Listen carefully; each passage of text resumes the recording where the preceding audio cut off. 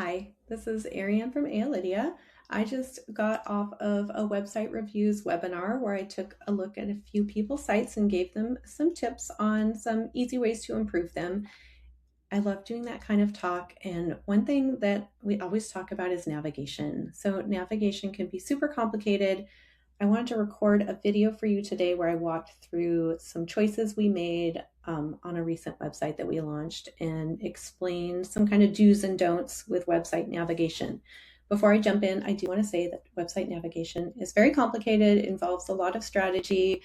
On our end, if you hire us to work on your site, we get together in a Zoom meeting. We have a spreadsheet. There's a lot of brainstorming that goes on and back and forth. We base it on what we see in your stats. Sometimes we can look at screen recordings or heat maps and see how people are using your site now and where they're getting frustrated. There are a lot of decisions to make with navigation. We always pull our e-commerce strategist in to help when it's anything complicated.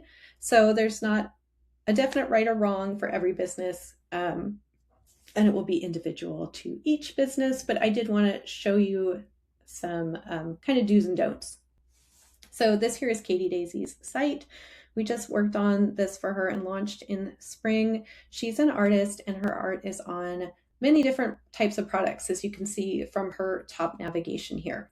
So one thing I see most of the time when I am reviewing somebody's website, especially if they have built it themselves, is often I'll see a home link at the start, which is not needed and takes up space. If people want to go back home, they can click on your logo. And also you don't really want them going home anyway. You want them continuing on into your shop. So no home link necessary.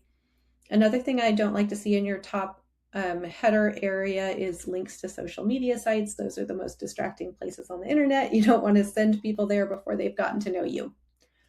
The next thing that I often see in header navigation is I will see a link just called shop. And then maybe every product category or collection is hidden underneath that link when you hover over it. This is not super user-friendly because it takes a little effort to dig in and figure out what you sell. It's great for me just to sit down, glance at this, go, okay, art, prints, fabric, stationery, I get it. I know what kind of shop I'm in. And this is also helpful when Google is scanning your site to figure out what you sell. It's great to have these categories just out here and visible. So I can glance right here and see what Katie sells. She starts with collections here because people are often shopping by a certain or for a certain location. And then she has the opportunity to show you best sellers if maybe you're new here and want to get to know what's going on. And then her new stuff if you are a regular shopper and you want to see what has changed.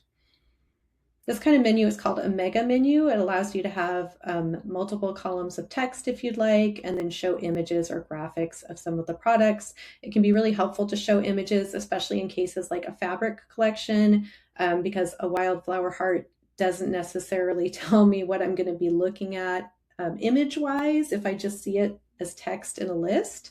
But if I can look at a photo of it, I know if I'm interested in that collection or not.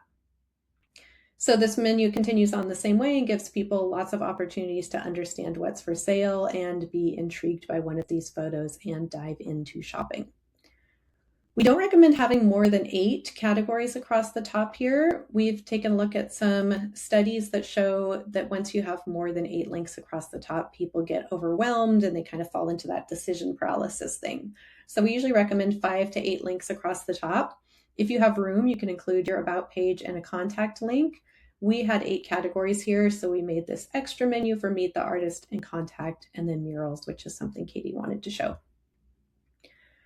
So if you have other pages beyond that, those are usually good in the footer, and I'm going to zap down to the footer right now and just talk a bit about how to nicely organize a footer. Because another thing I see when I'm reviewing people's sites is often the footer is what I like to call a junk drawer. And it's just every possible other link on their site in no discernible order, just kind of jammed down here in the footer. And we don't like that because that is confusing. And then there's a bit of a missed opportunity. So you'll notice that Katie has her shop links down here again. This is something we definitely recommend. I don't usually see people put all their shop links down here again at the bottom, and that is the missed opportunity I'm talking about because you have somebody who's interested enough to read through the homepage. Now we're down in the footer. we want to make it easy for them to continue shopping. This does not have to be every one of your links, but it can be the most important ones if you've got a bunch of collections. And then Katie's info is all here under info. Another option, if you have more links than this, would be to have an info or an about section for the stuff about your business, and then a section called maybe customer service for things like contact, shipping policy, returns and exchanges, that kind of thing. One thing I'll mention that I was just looking at today with one of my volunteers is they had a lot of like personality packed, fun, well-branded pages on their site, but the links are what I think of as mystery links. So they had a cute name for their blog, but there's no way I would have known what that was just seeing it in the navigation. Here's Katie's site. Maybe her blog's called like Raindrop Field or something like that, right? So if I see Raindrop Field in the header, I'm just like, what? I don't know what that's going to be. I'm not even really that interested. Maybe I'll never click it. But if you really want the blog to be called Raindrop Field, just have it say blog in the header. And then when I get there, make Raindrop Field be the title of it. So if you have any links that are not self-explanatory, if people have to click them to figure out what's going to happen next, I'd say make it a more basic, boring name and have fun later once they've clicked through to the page.